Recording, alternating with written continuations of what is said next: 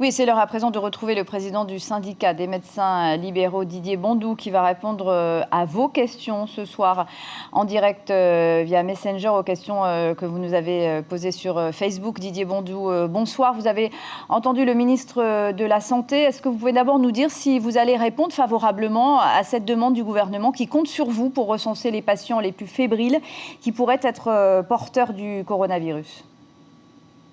Oui, bonsoir Natacha, j'espère que la liaison est bonne parce que je ne vous entends pas très bien. On vous entend bien, on vous voit bien. D'accord, nous avons rencontré hier après-midi avec le représentant des infirmiers libéraux à la cellule de crise, avec le ministre, le représentant de l'ARAS.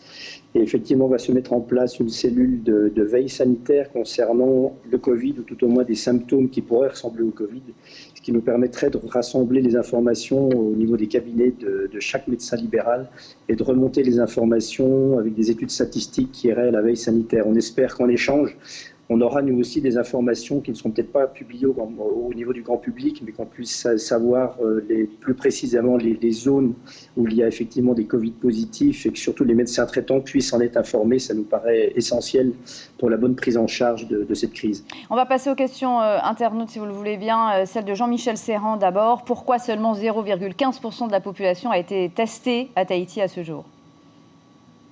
Alors, je dois dire que je n'ai pas fait le calcul, mais ce n'est pas du tout la démarche de la veille sanitaire ou du ministre de la Santé.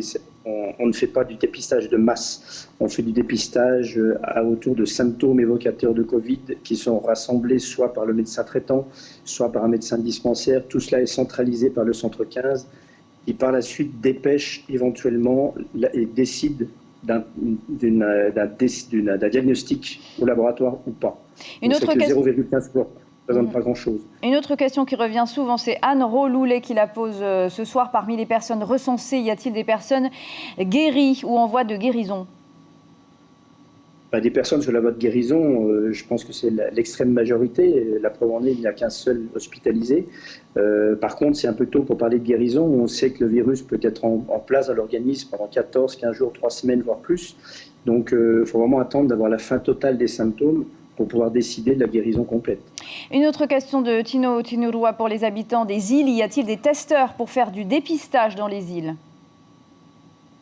Oui, tout à fait. En fait, le but est que à chaque hôpital ait ce qu'il faut pour faire des prélèvements. Des prélèvements sauf le niveau nasal avec des sortes de gros écouvillons, si possible les 2 narines, c'est assez profond, environ 15 cm, c'est pas très agréable. Mais une fois que le prélèvement est fait, il y a toute une structure qui se met en place, soit avion pour les îles, soit le but est d'aller chercher ce prélèvement et de le ramener dans un des 2 laboratoires de Tahiti. Dernière question de Arapari Otaha Shelby. Il n'y a que 37 cas en Polynésie. Pour quelles raisons le confinement pourrait-il être prolongé ? Mais tout simplement parce qu'il peut y avoir parmi les cas surveillés des cas qui deviennent positifs. Et là, on repart, je dirais, à zéro, c'est-à-dire c'est des cas positifs qui pourraient de nouveau contaminer d'autres personnes, d'où le leitmotiv essentiel du moment, c'est le confinement.